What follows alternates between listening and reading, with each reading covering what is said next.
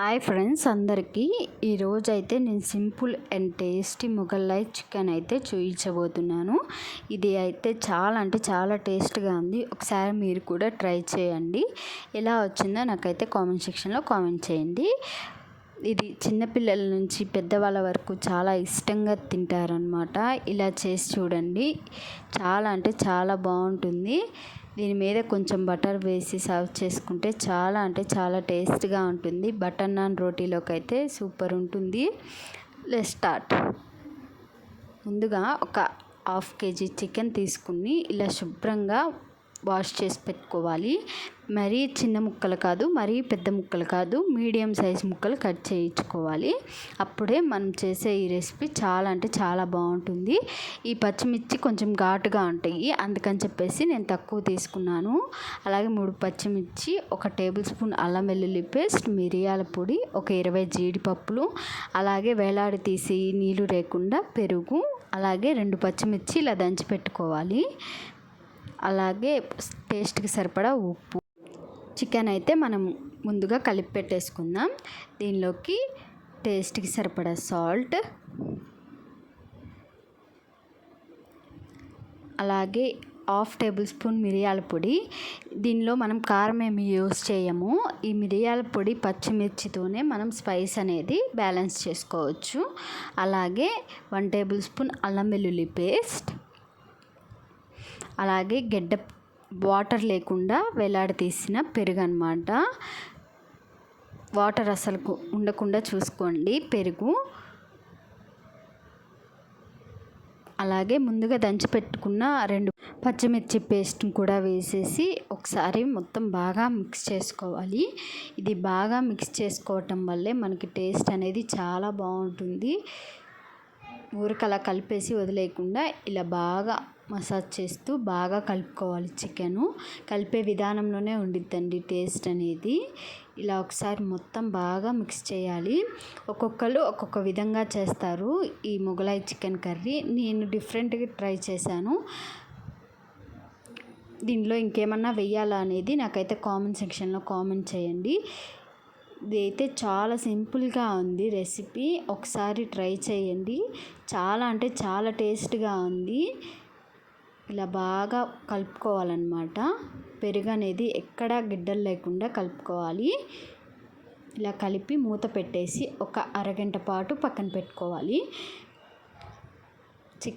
ఇప్పుడు చికెన్ కర్రీలో కోసం గ్రేవీ కోసం అని జీడిపప్పు ఇలా ఒక 20 వేసుకొని మీడియం ఫ్లేమ్లో పెట్టేసి వీటిని సిమ్లో పెట్టి రోస్ట్ చేయాలన్నమాట.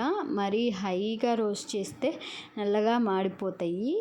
అందుకని చెప్పేసి మాడకుండా దగ్గరుండి కలుపుతూ ఫ్రై చేసుకోవాలి. ఈ జీడిపప్పు మాడిపోతే మనకి టేస్ట్ అనేది అంతగా బాగోదు, చేదు తగులుతుంది. అందుకని చెప్పేసి ఈ విధంగా గోల్డెన్ కలర్లోకి వచ్చినాక తీసి పక్కన పెట్టుకోవాలి.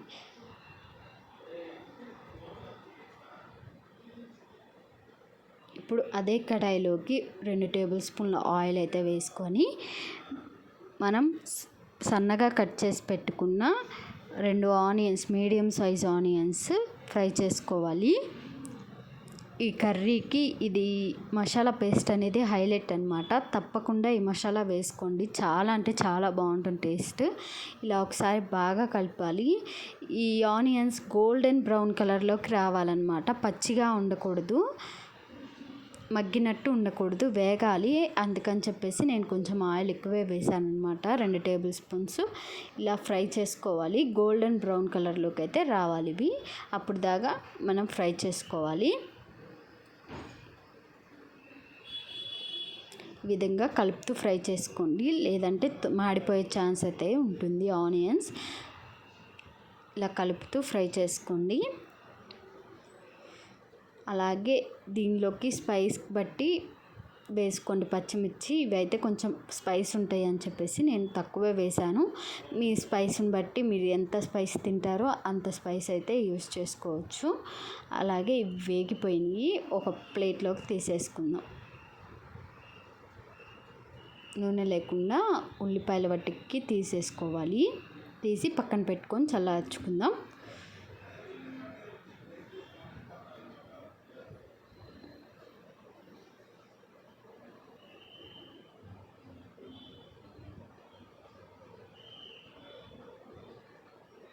ఈ కలర్లోకి వస్తే సరిపోతుందన్నమాట.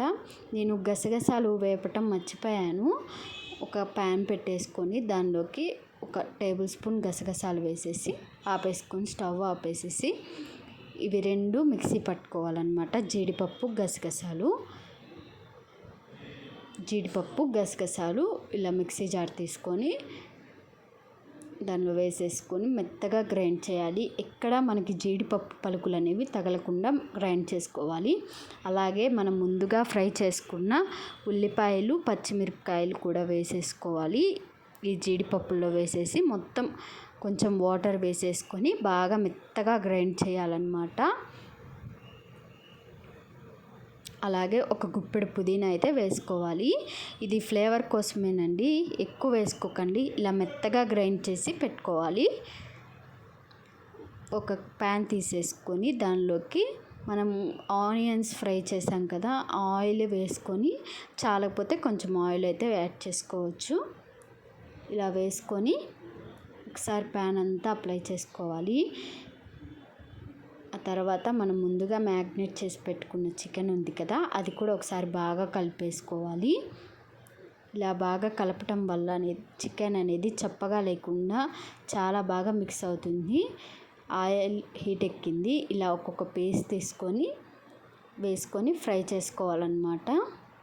ఈ కర్రీకి ఇలా చేసుకుంటే కొంచెం కలర్గా తినేటప్పుడు కూడా చాలా బాగుంటుంది. టేస్ట్ చూడటానికి కూడా చాలా బాగుంటుంది. అందుకని చెప్పేసి ఇలా ఫ్రై చేసుకోవాలి పీసెస్ అన్నీ. ఈ విధంగా వేసుకోవాలి. ఎక్కువ వేసేసి ఫ్రై చేయకండి, మనం వేసిన ఈ మసాలా కోటింగ్ అనేది పోతుంది. అందుకని చెప్పేసి కొద్దిగా వేసుకుంటూ ఫ్రై చేసుకోవాలి. ఇలా గోల్డెన్ బ్రౌన్ కలర్ వచ్చేదాకా ఫ్రై చేసుకోవాలి. మనం పెరుగు వేసాం కదా, చాలా సాఫ్ట్గా ఉంది చికెను. అలాగే దీనిలోకి 2 టేబుల్ స్పూన్ల ఆయిల్, అలాగే మసాలా దినుసులు చెక్క, లవంగం, మరాఠీ ముగ్గ వేసుకోవాలి. మీ దగ్గర బిర్యానీ ఆకున్నా వేసుకోవచ్చు.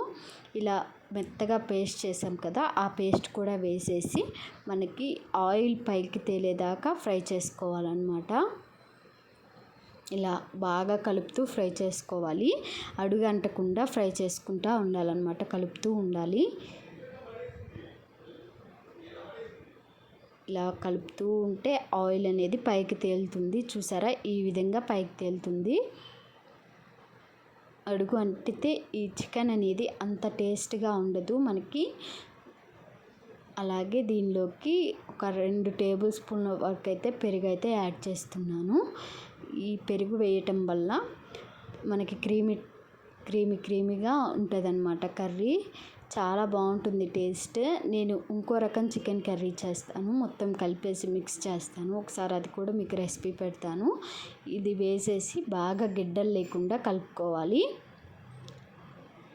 చూసారా, ఈ విధంగా కలుపుకున్న తర్వాత దీనిలోకి 1 టేబుల్ స్పూన్ అల్లం వెల్లుల్లి పేస్ట్ వేసుకోవాలి. అలాగే 1 టేబుల్ స్పూన్ ధనియాల పొడి, అలాగే ఒక 1/2 టేబుల్ స్పూన్ మిరియాల పొడి వేసేసి ఒకసారి బాగా కలుపుకోవాలి. చూసారా, ఆయిల్ అనేది పైకి తేలుతుంది కదా, ఈ విధంగా ఫ్రై చేసుకోవాలి. మసాలా పేస్ట్ వేగకపోతే మనకి పచ్చి వాసన ఉంటుంది జీడిపప్పులోది, అందుకని చెప్పేసి బాగా వేపుకోవాలి. అదే మనం మిక్సీ పెట్టాం కదా, ఆ మిక్సీ జార్లో కొద్దిగా వాటర్ యాడ్ చేసుకొని ఇలా వేసుకొని కలుపుకోవాలి మొత్తం మసాలా పేస్ట్ అనేది. ఈ విధంగా కలుపుకొని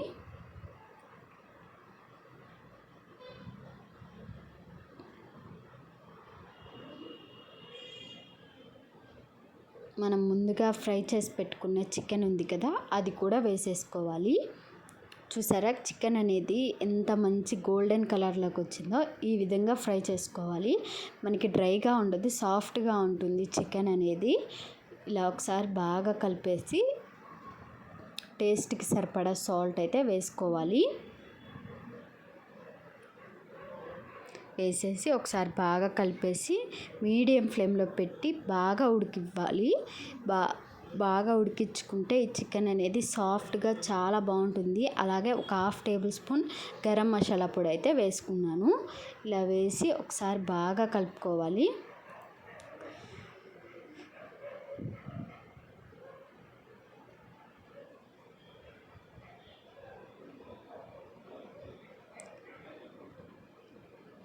ఇలా బాగా కలుపుకున్న తర్వాత దీనిలోకి ఇలా లెమన్ అయితే పిండుకోవాలి. నేను ముందుగా కలిపి పెట్టేటప్పుడు మర్చిపోయాను అనమాట. అందుకని చెప్పేసి కర్రీ ఉడుకుతున్నప్పుడు పిండుకున్నాను. చూసారా ఎంత చిక్కగా దగ్గరగా ఉడికింది కర్రీ. ఈ విధంగా ఉడికించుకోవాలన్నమాట. మరీ పులుసుగా ఉండకూడదు. ఈ విధంగా మనకి థిక్ గ్రేవీయాలు ఉండాలి.